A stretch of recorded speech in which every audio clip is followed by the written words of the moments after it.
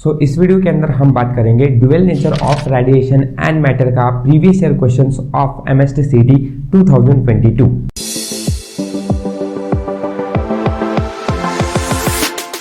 इस वीडियो को स्टार्ट करने से पहले मैं रिकमेंड करूंगा कि इसका वन शॉट वीडियो लेक्चर आप जरूर देख कर आए, और अगर आपने इसका पार्ट 1 प्रीवियस ईयर क्वेश्चंस का नहीं देखा है तो इसको भी इस वीडियो को देखने के बाद जरूर देखना। लिंक दोनों का मैंने डिस्क्रिप्शन बॉक्स में दे के रखा हुआ है, watch it. Now let's start this video. इधर से हम क्वेश्चन नंबर 6 की शुरुआत करेंगे। क्वेश्चन 6 में क्या बोला हुआ है, in photo electric experiment the stopping potential was measured to be V1 and V2 volt with incident light of wavelength lambda and lambda by 2.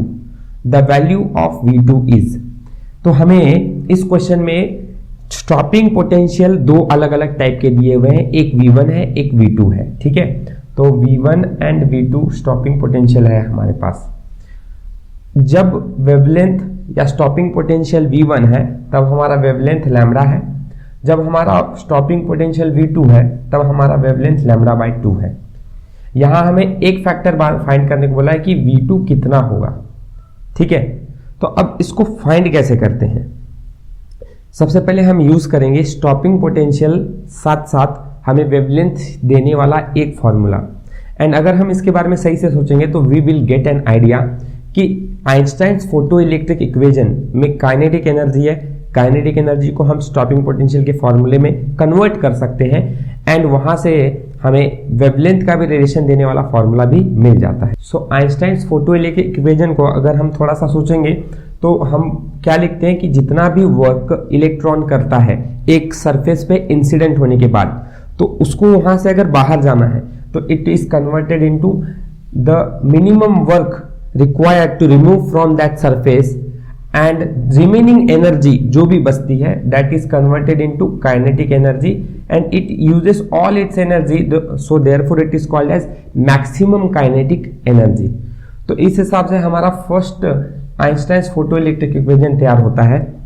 अभी हमको फॉर्मूले में ये नहीं निकालना है, हमको फॉर्मूला कन्वर्ट करना है स्टॉपिंग पोटेंशियल में एंड वेवलेंथ में। तो यहाँ पे वर्क जो दिखाई दे रहा है मेरे को, I can write hc by lambda here, ठीक है। वर्क फंक्शन को जैसा है वैसा ही रहने दो, प्लस काइनेटिक एनर्जी मैक्सिमम जो होता है वो होता है E इंटू वी। ये क्या है हमारा, V इज स्टॉपिंग पोटेंशियल, ठीक है। रिमेंबर दिस, स्टॉपिंग पोटेंशियल थोड़ा मैं अलग सिंबल से दिखाता हूं, ठीक है, ताकि आपके वेलोसिटी में और स्टॉपिंग पोटेंशियल में कंफ्यूजन ना हो। ये चीज हमें बोली गई है, जनरल इक्वेशन मिल गया। अब हमें बोला गया है कि जब वेवलेंथ लैम्बडा है तब उसका स्टॉपिंग पोटेंशियल V1 है, ठीक है। तो इस फॉर्मूले को मैं hc by lambda is equal to phi naught plus V1 बोलता हूं, ठीक है। अब ये V1 क्यों बोल रहा हूं मैं, बिकॉज यहां मेरे पास स्टॉपिंग पोटेंशियल V1 बोला हुआ है। अब हमें लैम्बडा बाय 2 बोला हुआ है वेवलेंथ, तब उसकी स्टॉपिंग पोटेंशियल V2 है, ठीक है। तो मैं अब hc बाय, यहां पे लैम्बडा है, मैं लैम्बडा बाय 2 लिख रहा हूं उसकी जगह पर, तो 2 डिनोमिनेटर में है तो न्यूमिनेटर में आ जाएगा, ठीक है। Is equal to phi naught plus EV2 क्यों लिख रहा हूं, क्योंकि मेरे पास सेकेंड टाइम पे स्टॉपिंग पोटेंशियल V2 बोला हुआ है, ओके। अब ये दो इक्वेशन को मैं यूज करता हूं। अब पहली बात तो ये देखा जाए कि अगर मेरे को इक्वेशन का इस्तेमाल करना है तो यहां मेरे LHS में 2hc बाय लैम्बडा दिख रहा है और सारे फैक्टर्स इस हिसाब से चेंज हुए हैं। इधर मैं फर्स्ट इक्वेशन को 2 से मल्टीप्लाई कर देता हूं, ठीक है। क्यों निकालता हूं, क्योंकि मेरा LHS सेम हो जाएगा। तो अगर मैंने इक्वेशन 1 को मल्टीप्लाई कर दिया 2 से, मल्टीप्लाई बाय 2, तो इस वजह से ये इक्वेशन कैसा बन जाएगा, ये मैं इधर लिखता हूं नीचे, 2hc by lambda will be equals to 2 phi naught plus 2eV1, correct.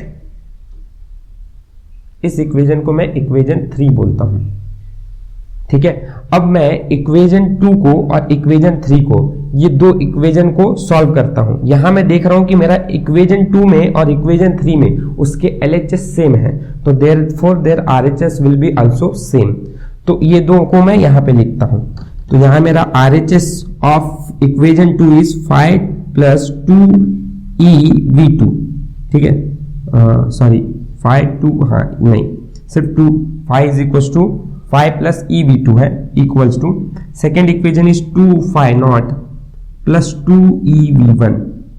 ठीक है, अब दोनों में देखेंगे तो ये 2 फाई नॉट है और ये यहां आ जाएगा, या फिर हम उसको उधर लेके जाते हैं तो 2 फाई नॉट प्लस है माइनस फाई नॉट हो जाएगा, और ये वाला इक्वेशन हम इधर लेके आएंगे तो ev2 माइनस 2ev1। ठीक है, okay, it comes out to be, देखो अब यहां से 2 में से 1 गया तो फाई नॉट ही बचेगा सिर्फ इधर हम दोनों तरफ से e बाहर ले सकते हैं तो v2 माइनस 2v1 आ जाएगा। अब ये नीचे चला जाएगा डिनोमिनेटर में। ठीक है, तो मुझे मिलेगा v2 minus 2v1 will be equals to phi naught upon e, और मुझे वैल्यू किसकी निकालनी है, v2 की, तो ये minus 2v1 will go there, it becomes as phi naught upon e plus 2v1 will be equals to v2। ये equation थोड़ा सा उस तरह से दिखने लगेगा। सो चेक करो, ऐसा ऑप्शन है कि हमारे पास कि phi naught upon e plus 2v1, ये ऑप्शन है अपने पास। ठीक है, बाकी options are different. So moving to question number 2 of this video, that is the maximum velocity of the photoelectron emitted by the metal surface is v। ठीक है, तो मैक्सिमम वेलोसिटी को उन्होंने v से बताया है। Okay, charge and mass of photoelectron is denoted by E and m, the stopping potential in volt. तो हमें बताना क्या है, स्टॉपिंग पोटेंशियल बताना है, और हमें वेलोसिटी दिया हुआ है। थोड़ा सा सोचते हैं कि वेलोसिटी और स्टॉपिंग पोटेंशियल को रिलेशन बताने वाला फॉर्मूला कौन सा है। अगेन तो स्टॉपिंग पोटेंशियल तो सिर्फ एक ही जगह पे है, और हम इसका फॉर्मूला भी जानते हैं कि kinetic energy max is equal to ev0 होता है। अब ये ev0 क्या है, ये v0 से मैं स्टॉपिंग पोटेंशियल को बताता हूँ। ठीक है, अब मुझे इसके लिए फॉर्मूला लिखना है, किसका, इस वाले का। पहले तो आप बात सोच लो कि काइनेटिक एनर्जी के लिए फॉर्मूला हम हाफ mv² लिख सकते हैं, क्योंकि वेलोसिटी वहां पे आता है। तो यहां मैं हाफ mv² लिख दूंगा तो it comes out to be ev0। ठीक है, मुझे इसके लिए फॉर्मूला लिखना है, तो मैं v0 ये उधर लेके चला जाता हूं, तो v0 will be mv² upon 2e। अब चेक कर लो कोई ऐसा फॉर्मूला है क्या जिसमें mv² upon 2e, correct, option B. बहुत सीधा फॉर्मूला था, एकदम इजी क्वेश्चन था। ठीक है, सिर्फ फॉर्मूले को मैनिपुलेट करना था। क्वेश्चन 3 की तरफ बढ़। Moving to question 8, see an electron of mass m and a photon have same energy। ठीक है, तो देखो यहाँ पे इस लाइन का मतलब हमें इंपॉर्टेंट है समझना कि एनर्जी फोटोन के पास या फिर इलेक्ट्रॉन के पास एनर्जी सेम है। The ratio of de Broglie wavelength associated with them is, तो रेशो डी ब्रोई वेवलेंथ का हमें बताना है दोनों का। ठीक है, तो अभी एक बात सोचो, अगर हमारे पास एक इलेक्ट्रॉन है और एक प्रोटॉन है, तो डी ब्रोई वेवलेंथ इलेक्ट्रॉन के लिए तो निकला हुआ है, that is de Broglie wavelength of lambda is equal to h by p होता है, and we all know that h upon ये हो जाता है p2me, करेक्ट है, क्योंकि ये फॉर्मूला हमने डिराइव करके रखा हुआ है। तो मेरे इलेक्ट्रॉन के लिए तो ये प्रॉब्लम कुछ नहीं है, ये सीधा सीधा है। पर प्रोटॉन के लिए डी ब्रोई वेवलेंथ हम नहीं लिख सकते हैं, वहां नहीं आता है।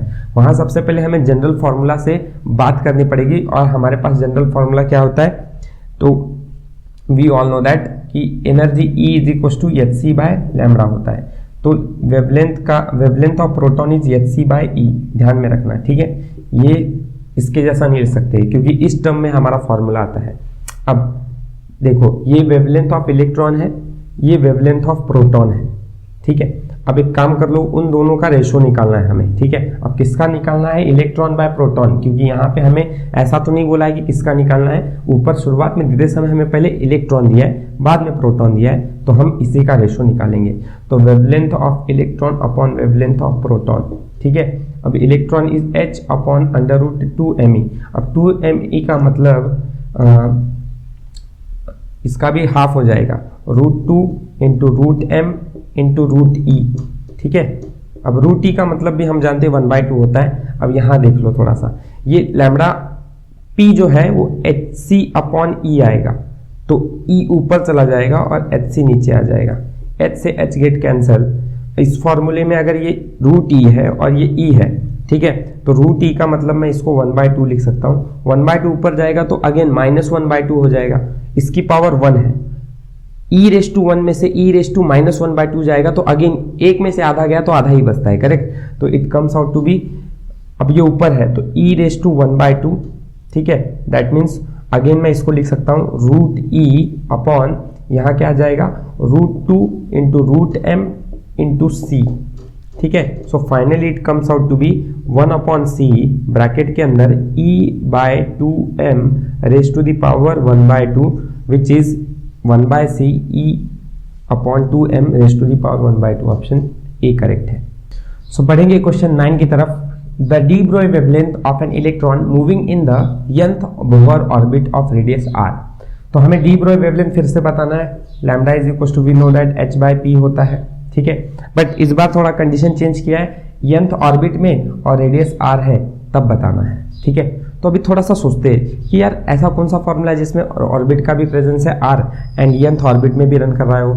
तो हमें जाना पड़ेगा एटॉमिक स्ट्रक्चर के चैप्टर में। वहां हमें पता है कि हमने बोर्स का सेकेंड पॉस्टुलेट सीखा था, L is equal to NH/2π। इतना एनर्जी इमिट होता है, ठीक है, जब वो ऑब्जेक्ट इलेक्ट्रॉन रिवॉल्व कर रहा रहता है, ठीक है। बट हमें L की जगह पर mvr पता है, इज इक्वल टू NH/2π, ठीक है। तो अब mv will be equals to NH/2π, ये r इधर आ जाएगा, ठीक है।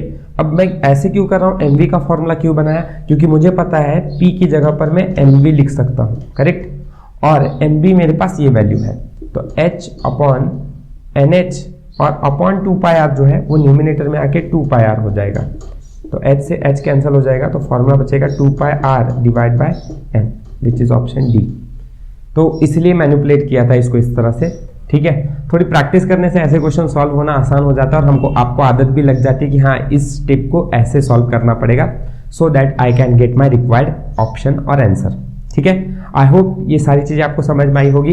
इस वीडियो के अंदर हमने और 4 क्वेश्चंस कर लिए and dual nature of radiation and matter के जो रिपीट क्वेश्चंस ज्यादा हो रहे थे या क्वेश्चंस जो ज्यादातर देखने को मिला सीटी के अंदर, ये सारे क्वेश्चंस मैंने यहाँ करा दिए हैं। आगे हम और भी ऐसे वीडियोस बनाते रहेंगे एंड अगर आपको और भी वीडियोस ऐसे देखने हैं वन शॉट वीडियो लेक्चर के और प्रीवियस ईयर क्वेश्चंस और भी सॉल्व करना है, तो मैंने डिस्क्रिप्शन बॉक्स में लिंक दे के रखा ही है, उन वीडियोस को आप जरूर देखें। Till then keep learning and हम मिलेंगे अपने नेक्स्ट वीडियो के अंदर।